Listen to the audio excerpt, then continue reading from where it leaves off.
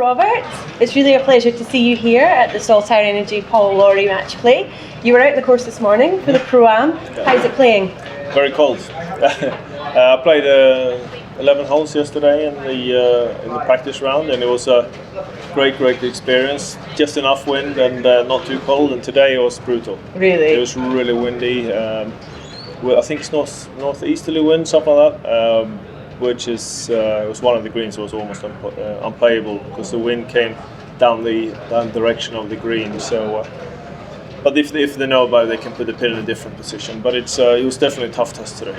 Yeah, and you played here last year in Aberdeen, over the fence at Royal Aberdeen, and you placed top 10. Yep. Are you superstitious? Do you feel like the odds are for you here?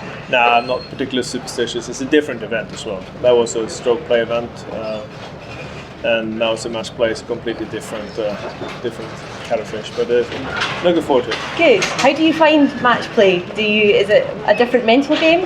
Yeah, it is a little bit. But when I play my best matches, I'm usually sort of just play my own ball, play my own game, and then I've done some really good matches and lost, and I've played some average matches and won, and that's kind of the what can happen in match play. But it's just fun, and it's nice to mix it up a bit for us. We play so many 72 hole stroke play events, so it's nice. It's a bit different. Now, most of the really famous courses around here have the amazing sea views. We've got Royal Aberdeen, we've got here at Mercer, we've got Trump International. Do you enjoy links golf?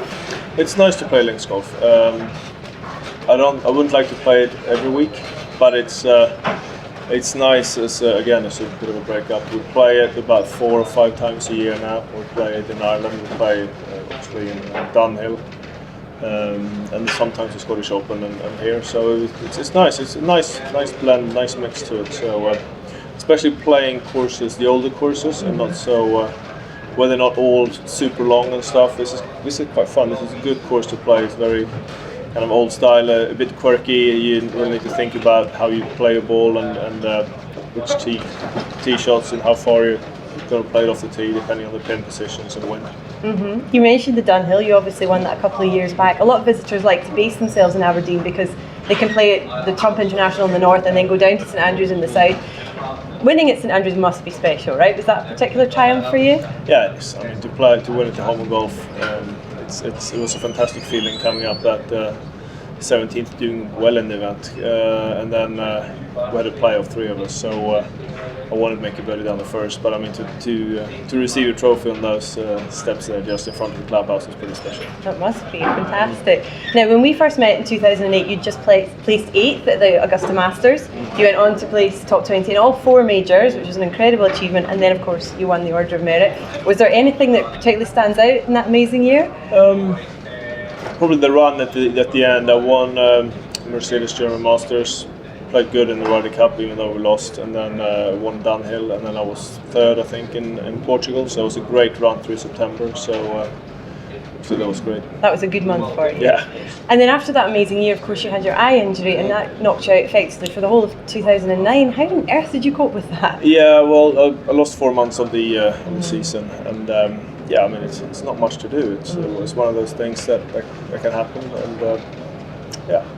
Just have to deal with it, and hopefully there can be something that can prolong my career a bit. I use those 4 months with just completely off golf. I played 36 holes. I played the Pro-Am in the Scandinavian Masters, and I have a tournament on the Swedish Golf Tour. I played the Pro-Am there as well. It was the only golf I played for 4 months. Wow. Yeah. Did you enjoy the break then? It was nice. It was nice. Yeah. It was nice, but at the same time, it was a bit worrying because I got very blurry vision on my left eye, and was obviously I didn't really know what's going to happen with it. So I played my last event, and all those sort of questions come. So it was not easy. So you got through it mentally, and now you're coming back to form. You finished last year really well, top 10 in the race to Dubai. Yep. If I was a betting woman, I'd have my money on you this weekend. Would it be money well spent? Probably wait a little bit. I'll call you later when it's time. Okay. I haven't had a great run here, or lately, but working hard on the game, and hopefully things are going to turn around. Good. You feeling good about tomorrow? Yeah, I mean, it's match play. I mean, I've played Paul Casey in the World Match Play a few years ago and shot 64 and went home because he shot 62. And I mean, what are you going to do? What are you going to do? Yeah, that's right. So I'm looking forward to play tomorrow and to take on this golf course, and hopefully the wind will calm down just a little bit. That would be nice for all of us, yes. Yeah, just a little bit. We want to have wind, but not so it gets unpleasant, and the crowd is going to sit at home with a cup of coffee and watch it on TV. So I would have done that today. So. We want to have a few people out here and a bit more playable conditions. Yeah, do you enjoy the crowd? Do you kind of feed off the crowd when you're playing? Yeah, it's nice. I mean, it creates a great atmosphere playing, so I think all players want to have a big crowd, so it's a part of it. Well, best of luck. Thank you very much. And thank you very much.